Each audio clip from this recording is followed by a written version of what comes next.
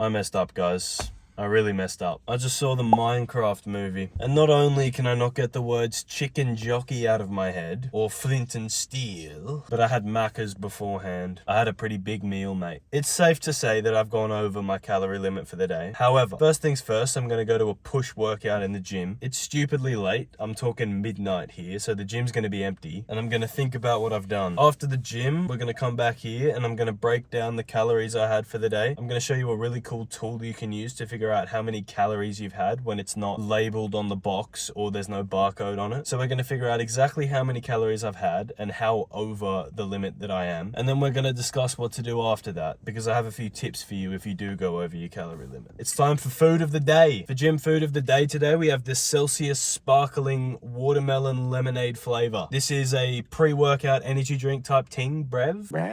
They're apparently really big in America, but they've just come out in Australia, mate. There is 12 calories in this and 100 milligrams of caffeine. So if you are used to normal pre-workouts, this might be a little bit tame. But I have heard very good things about these in terms of taste. Apparently they taste delicious. Let's try it out, shall we? Gotta sniff it first. It doesn't actually smell like anything. Here goes nothing. That is insane. That is the best tasting energy drink I've had in a while. This is almost as good as a white Monster. It has kind of a similar taste, just a bit more fruity. 9 out of 10, mate. In terms of an energy drink, I would highly recommend it. In terms of a pre-workout, I'm not sure yet, so I'm gonna go to the gym and we'll try it out. Chicken jockey, look at this. Empty gym, baby. Spoiler alert. Might actually do some cardio to walk off all that Macca's or something. We will see. All right, it's push day, so I'm gonna do 2 shoulder exercises, 3 chest exercises, and then 2 tricep exercises. Let's go.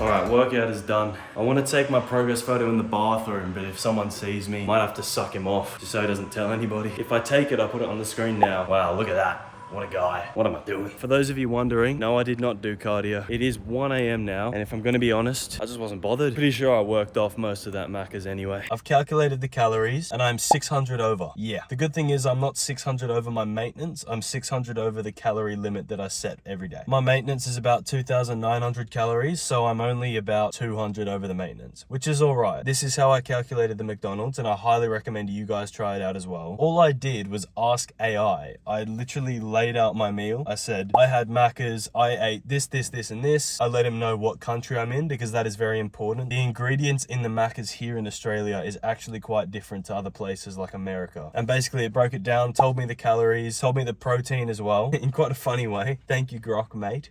So that was very easy. I just put the protein and the calories into my calorie tracker and I'm over the calories. This is what I'm gonna do. I'm 200 over my maintenance calories for the day. I'm gonna bring it down to 2,400 for the next 2 days and then hopefully it evens out. And today will not be a 200 calorie surplus. It'll just be a maintenance day. I don't know if that's how it actually works, but it makes sense in my head. The worst thing you could possibly do is say, oh no, I'm 600 calories over today. That means I need to eat 600 less tomorrow. Because say I eat 1,900 calories tomorrow, the day after that, my hunger is going to be so insane that I'm just going to overeat again. And then that's a cycle that's going to continue. So my best advice would be ignore it and just keep going with what you were doing before. Don't be stupid, mate. This is the full workout that I did today. If you've watched my other videos, you'll notice that I did shrugs instead of the usual shoulder press. That's because I've been doing a lot of shoulder press recently. I've also been doing a lot of cable flies and I'm happy to do the cable flies every day, but the shoulder press every day is a little bit much. So I changed it to shrugs because I don't do shrugs a lot. Again, I did pec deck instead of bench. The one exercise I tend to get injured on the most is bench press. I don't know why. My form might be terrible. I only do bench when I have a spot with me. I know I definitely should have done cardio. That is my other recommendation for if you've gone over your calorie limit, is just do more cardio. If it wasn't 1 a.m, I definitely would have done cardio. I know I have a new excuse every day for not doing cardio,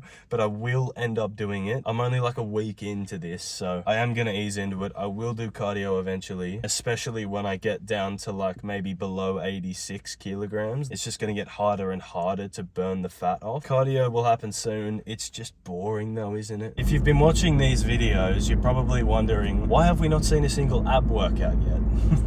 And that's because of my theory. Oh my goodness. I nearly just clarted a rabbit, bro. Wow, that was close. All right. Back to what I was saying. I'm fogging up the car so much, I've got to turn the aircon on. Sorry if this sounds terrible. Yeah, that's gonna sound bad. Oh well. My theory is that you don't really need to train them. This is wrong, by the way. Like, I understand that it's better if you train abs. This is more of just a getting leaner phase. If I'm training abs all the time, I'm not gonna enjoy it as much. And I feel like it's gonna give me minimal results because I am at a calorie deficit. When this cut is over and I start bulking, I'm 100% gonna train abs at least 3 times a week. Even if I train abs every day, I'm eating at a calorie deficit, I'm not gonna build that much ab muscle, or maybe not even any at all. So I figured I need to do things that make me enjoy this process as much as possible. Cutting is very difficult. There's many different ways to go about it. None of them are easy. Even if you use something like Ozempic, right? You've got to jab yourself every week. It's not easy to do this, especially if you're natural. It's a lot of willpower, which I generally haven't had a lot of in the past. I've really taken the time to research what is the best way of doing this and stuff like that. That's why I'm doing the cuts slowly. That's why I've set macro goals.